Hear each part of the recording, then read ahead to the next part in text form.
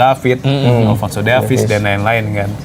Ini gimana melihat kans timnas Bang di FIFA ASEAN Cup? Juara sih menurut gue sih. Harusnya Udah nggak ada alasan lagi buat nggak juara sih. Karena negara-negara maju juga kayak gitu kan. Ketika ada pemain top yang lagi nggak perform ya nggak dipanggil. Misal kayak di timnas Inggris kayak Cole Palmer nggak dibawa. Malah nggak dibawa kan. Akhirnya ya si Thomas Tuchel tuh memilih pemain-pemain yang sebenarnya menit-menit tampil di timnas Inggris tapi di klub lagi bagus kan. Misal kayak Oli Watkins dibawa, terus juga ada Morgan Rogers, jadi nama baru dibawa oleh Thomas Tuchel. Ini dari daftar 26 pemain ini yang kita belum tahu benar atau enggak. Ada nama Hernando Ari nih akhirnya balik lagi ke timnas Indonesia. Kita tahu Hernando sempat jadi andalan timnas di era Sintayong ya. Cuma memang pelan-pelan agak kegeser setelah dia melakukan blunder tuh ketika Indonesia kalah lawan Irak ya. Terlepas dari kehadiran Martin Paes juga ya. Martin Paes kan akhirnya bisa main di timnas tuh mulai dari round 3 di bulan September 2024 ketika Indonesia lawan Arab di Jeddah waktu itu. Martin Paes debut dan bisa nahan penaltinya Alda Sari juga kan. Terus juga nah ini menarik nih, Ricky Kambuaya masuk lagi. Jadi Ricky Kambuaya kan kemarin bisa dibilang jadi kepingan yang hilang lah ketika Tom Haye di timnas agak dimatikan oleh gelandang-gelandang Vietnam dan Singapura. Nih kita butuh Ricky Kambuaya, tapi kemarin di AFF nggak ada kan. Akhirnya dibawa lagi, kabarnya dibawa lagi ya. Masuk lagi nih ke dalam daftar panggil. Gimana melihat seorang Ricky Kambuaya? Ya sebenarnya di Piala AFF kemarin juga kita juga mempertanyakan sih kenapa Rizky Kambuaya nggak dimasukin, nggak dibawa gitu Bur. Ya itu tentu ada pertimbangan lain lah di internalnya John Hetman. Kita nggak ada yang tahu juga kan kenapa alasannya.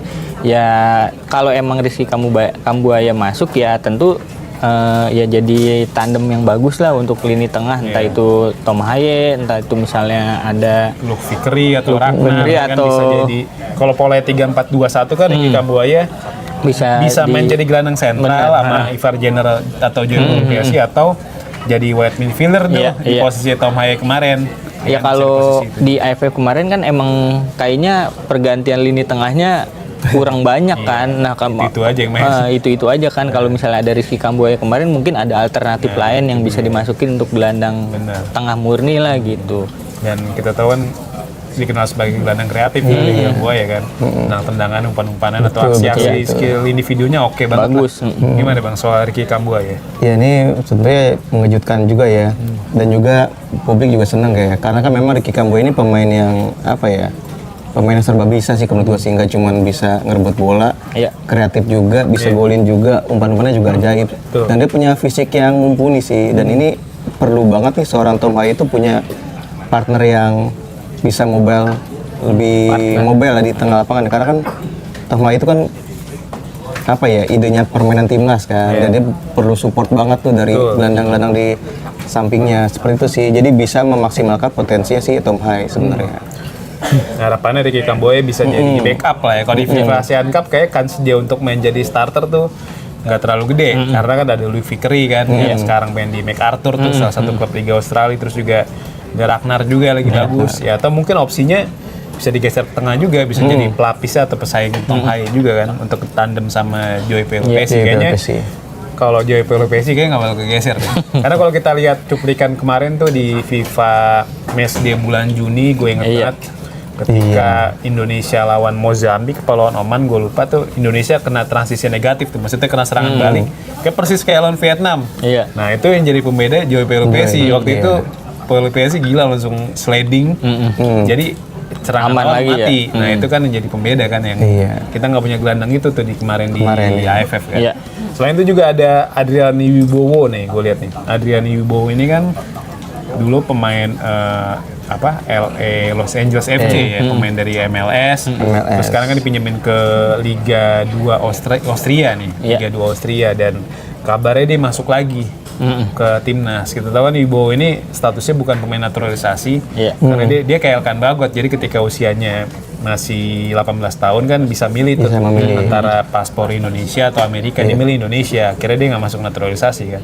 Nah ini juga bisa jadi opsi juga di lini depan. Yang kita tahu kan di depan kemarin di timnas ya pemainnya itu aja kan. Maksudnya gelandang yang di belakangnya Mitchell Baker tuh ya Tom Haye lagi, Ragnar lagi. Kan Tom Haye aja sebenarnya bukan posisi aslinya. Tom Haye kan paling ya digeser ke tengah, ke posisi sentral, nomor 8 kan, atau posisi nomor 6, tapi ya nomor 8 lah paling pas. Dan Wibowo ini bisa jadi opsi juga nih Iya. untuk jadi pesaingnya Oli Fikri, Ragnar, ya kan, untuk mengisi di depan timnas. Tapi dari daftar 26 pemain yang udah diumumin nih, yang bukan diumumin secara resmi ya, maksudnya Iya, di-spill lah ya. di-spill lah oleh Bung Ropan. Lo ada pemain yang benar-benar lu nantikan nggak sih? Ole atau siapa gitu? Ada Ole Romeni kan, tahu kan? Ole lagi gacor di divisi kan, terus juga ada Nathan juga, walaupun Willem Chue dibantai mulu, tapi paling nggak Nathan tuh selalu tampil jadi starter. Selalu Terus main, juga ya. Dean James juga, Dean James kan kita tahu di Go Ahead Eagles tuh selalu tampil sebagai starter ya. Lawan siapa?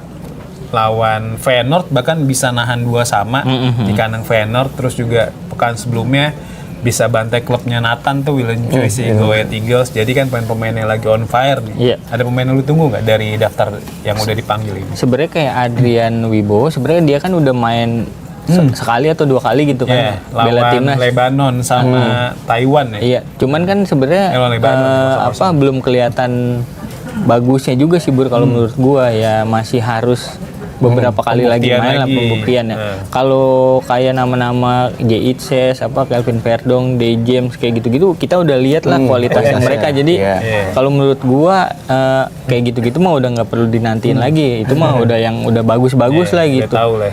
Iya. Terus? Ya malah kalau gue pengennya itu yang lokal lagi sih Bur, yang pengen gue lihat lagi, dikasih kesempatan lagi lah misalnya. Karena selama mereka main dengan pemain kelas dunia ini, mereka tuh main selama ini Rizky Ridho ketika ditandemin sama JCS bagus gitu. Tapi ketika yang kayak AFF kemarin ya Ke sama bawah Wahyu Pras jadinya jadi kok menurun gitu. Kenapa nih? Ya, banyak orang yang bilang Ridho ke backup Jejaz gitu kan.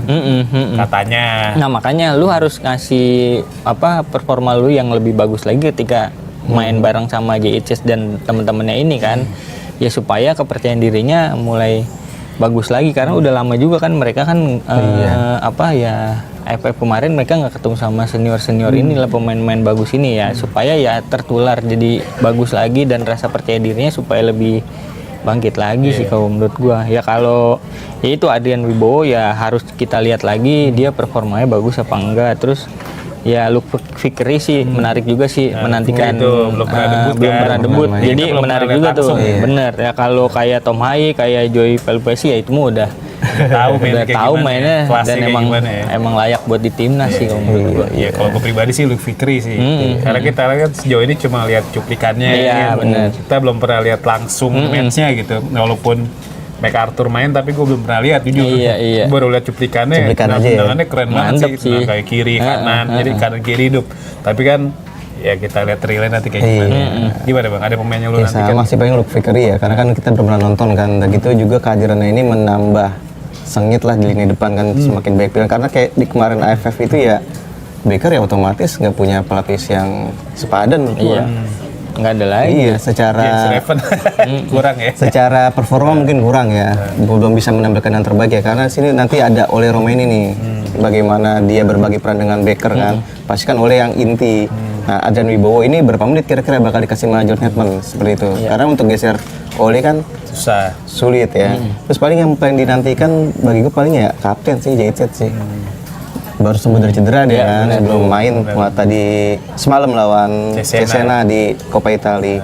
Karena memang berasa sih, karena peran dia kan sentral dan cuma bek andalan tapi juga kapten tim. Terbukti di kemarin nggak ada dia, Dihajar. kejebolan. Iya, lemah ya. Iya, titik Just main lemah. Indonesia nggak berkebobolan dengan Vietnam deh. Iya, berasa banget kan bulongnya kan. Karena ya nggak cuma bisa, dia tuh jago dalam positioning, baca serangan lawan tuh jago sih. Sama bisa mengomandoi lini pertahanan. Itu poin plus sih. Kayak sama Luke Fikri kalau harapan bisa tampil optimal lah di laga-laga nanti. Ya kan di FIFA Asian Cup sendiri Indonesia kan tergabung di grup A ya, grup A Premier Division tuh sama Bangladesh, sama Malaysia dan Singapura. Kan awalnya India tuh, tapi karena India mundur memilih lawan Brazil kan di FIFA Match di Oktober, akhirnya Bangladesh sebagai negara pengganti. Ini banyak yang bilang katanya ya FIFA milih negara-negara undangan karena kan ada kalau di Premier Division itu ada 2 tim undangan tuh, ada Bangladesh sama Pakistan. Sama, iya. Nah, ini sebelum kan India tuh yang diundang.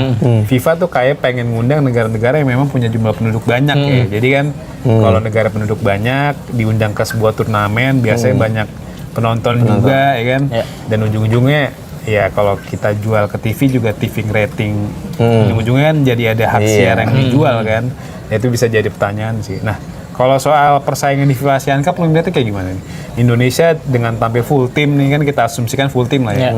Ada Jay Ijes, Kevin Dix kan udah mulai main lah. Kevin Dix kemarin juga baru aja bawa Mönchengladbach menang lawan Aston Villa kan. Aston Villa yang bagus baru, lagi umpannya. ya kan, yang baru aja main di Piala Super Eropa lawan PSG ya kan. Berarti kan bukan klub kaleng-kaleng tapi bisa kalah sama Kevin Dix dan kawan-kawan kan. Nah, dengan materi pemain kayak gini nih, ada oleh Romeni juga, terus juga ada ya Kevin Verdong lah di Lille juga kemarin baru main lawan Everton kan. Lo melihat gimana peluang Indonesia? Harus juara nggak nih? Aduh jujur sebenarnya gue udah nggak mau berekspektasi tinggi lagi sih sama John Hetman nih. Gue ngelihat kemarin John Hetman dengan materi pemain yang menurut gue sih itu udah mewah banget buat Piala AFF, tapi ternyata hasilnya sangat-sangat mengecewakan. Ya kalau ini ya gue nggak tahu ya, kalau menurut gue harus ada evaluasi besar ketika FIFA ASEAN ini nggak dapet sama John Hetman, itu harus ada evaluasi besar lah. Jangan sampai lu udah keburu jalan jauh ujung-ujungnya lu kalah-kalah juga nanti. Misalnya mereka targetnya di Piala Asia atau di kualifikasi Piala Dunia lagi.